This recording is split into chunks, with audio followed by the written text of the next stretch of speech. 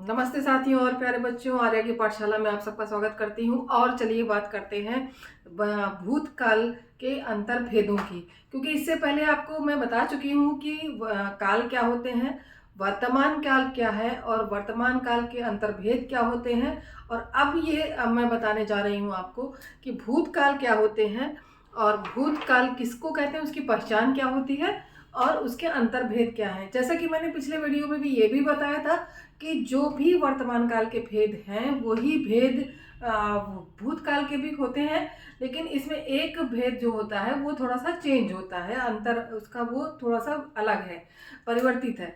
नहीं तो बाकी सारे जितने भी काल हैं सब में एक सा है। भविष्य काल में भी थोड़ा सा चेंज है, मैं अब आगे बताऊंगी। अभी आप भूतकाल को समझिए। जैसा कि पिछले आप एपिसोड हमारा देखेंगे जिनमें काल के विषय में मैंने बताया है, तो आप देखेंगे तो आप पाएंगे कि वर्तमान काल और काल के जब विषय में बताया तो आपको वर्तमान, भूत और भविष्य तीनों काल के विषय में मैंने बताया था। आज हम फिर से इसी चीज को क्लियर करते हैं, इसी चीज को स्पष्ट कर देते हैं कि भूतकाल होता क्या। भूतकाल के अंतर्भेद मुझे बताना है तो उसके पहले मैं आपको उसके विषय में बता देती हूँ।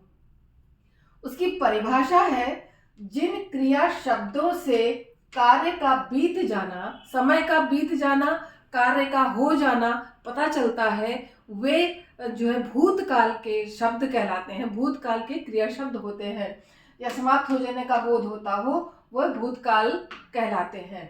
उदाहरण, वह गया, मतलब यहाँ पर क्या है, वो जो काम कर रहा था वो काम हो चुका है, वो जा चुका है, वह गया। और सीता सोई, मतलब वो सो चुकी है। उसने खाना खाया, ये भी काम हो चुका है। वह मेहनत करता तो विजयी होता, ये दोनों चीजें, मेहनत करता यहाँ पर जो लगा हुआ है, वह मेहनत करता तो विजयी होता, दोनों करता, दोनों जो क्रियाएं दी हुई हैं ये दोनों भूतकाल की दी हुई है। इनको बोलने से स्पष्ट रूप से पता चल रहा है कि वो जिस जिस किसी को भी ये इंगित किया जा रहा है वो यहाँ पर जिसने मेहनत नहीं की है उसके लिए कहा जा रहा है कि यदि वो मेहनत करता तो विजयी होता। तो इससे पता चलता है कि ये जो है वाक्य भूतकाल है, जो काम बीत चुका है, जो समय बीत चुका है उसको हम भूतकाल कहते हैं। आगे आ जाते हैं कि इसमें और किस प्रकार से इन वाक्यों को पहचाना जा सकता है। इन वाक्यों को पहचानने के लिए जिस प्रकार से था, थी, थे मैंने बताया था, वो इन वाक्यों के अंत में लगा हुआ होता है। गया, गई, गए, सोया, सोई इत्यादि ये ओ करके शब्द लगे हुए होते हैं। आ ई भी लगा हुआ होता है। गई है, चुकी है, इस तरीके के शब्दों का भी जो है क्रिया शब्दों का भी प्रयोग होता है, तो वे सब भूतकाल में आते हैं। और अब आ जाते हैं यहाँ पर भेद। इनके भेद भी 6 होते हैं। तो इनके पहला है सामान्य भूतकाल, जैसा कि वर्तमान में था सामान्य वर्तमान काल। सामान्य मतलब जो काम चल रहा है उसकी जो है कार्य की जो निरंतरता है वो हो रही। सामान्य भूतकाल मतलब जो ऐसा काम जो कि करता था, वो करता था। तो राधा गई, यहाँ पर बताया कि जैसे कि यहाँ पर य ई इस तरीके के जो शब्द आते हैं जिनसे काम के हो जाने का पता चलता है, तो सामान्य भूतकाल जैसे राधा गई। अब आसन्न भूतकाल मतलब कि वो प्रेजेंट भी है और जो उसको समझ में आता है कि ये काम हो चुका है, जैसे वर्तमान में ये समझ में आता है कि वो काम हो रहा है। आसन्न मतलब जो इस समय हो, चल रहा हो। तो आसन्न भूतकाल राधा गई है कि वो वहां पर गई है, अभी कहीं पर प्रेजेंट होगी वो।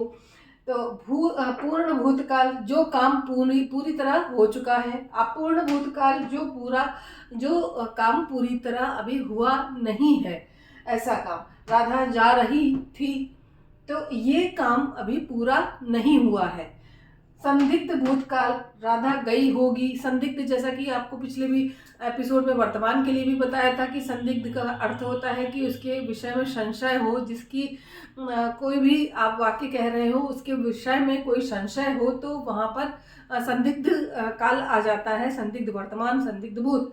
तो यहाँ पर संदिग्ध भूतकाल राधा गई होगी, यहाँ पर ये संशय है, तो ये संदिग्ध भूतकाल में आ जाएगा। हेतु। अब इसका जो छठा वाला है, अंतिम अंतर्भेद है, वो अलग है। वो इसमें है हेतु हेतु मद भूतकाल। हेतु हेतु मद भूतकाल आपको दिख नहीं रहा होगा, मैं नीचे दिखाती हूँ। हेतु हेतु मद भूतकाल, हेतु हेतु मद। तो इसका अर्थ क्या हुआ कि कोई जो यहाँ पर कोई किसी कार्य का कारण होता है, यहाँ पर उसको हेतु हेतु मद भूतकाल कहते हैं। तो जब जैसे कोई कारण हुआ, किसी चीज का कोई कारण, काम को करने का कोई कारण हुआ, ऐसा होता तो वो हो सकता था, तुम पढ़ते तो तुम पास हो जाते, वो मेहनत करता तो विजयी हो जाता। तो इस तरीके के जो भी हैं वो वाक्य, इस तरीके के जो वाक्य होते हैं वो जो है हेतु हेतु मद भूतकाल कहलाते हैं। जैसा कि मैंने यहाँ पर उदाहरण में लिखा, श्याम आता तो राजा जाती।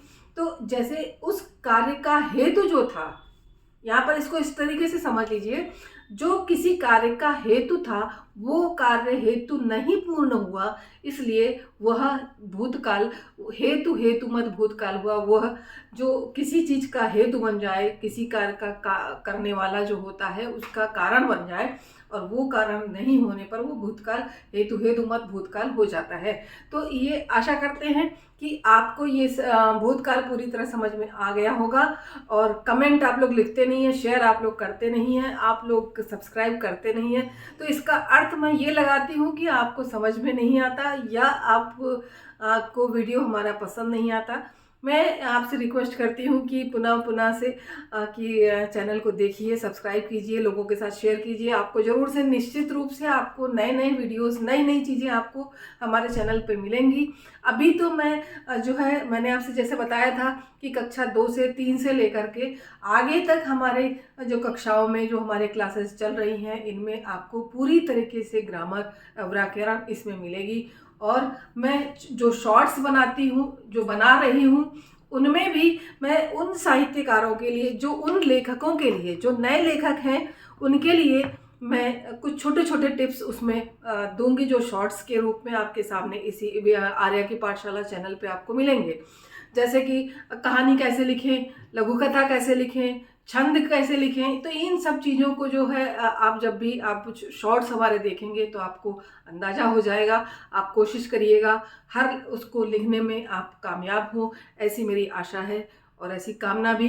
इसी शुभकामना के साथ चैनल को सब्सक्राइब कर लीजिएगा ज़रूर से। और नमस्कार, जय हिंदी, जय हिंद।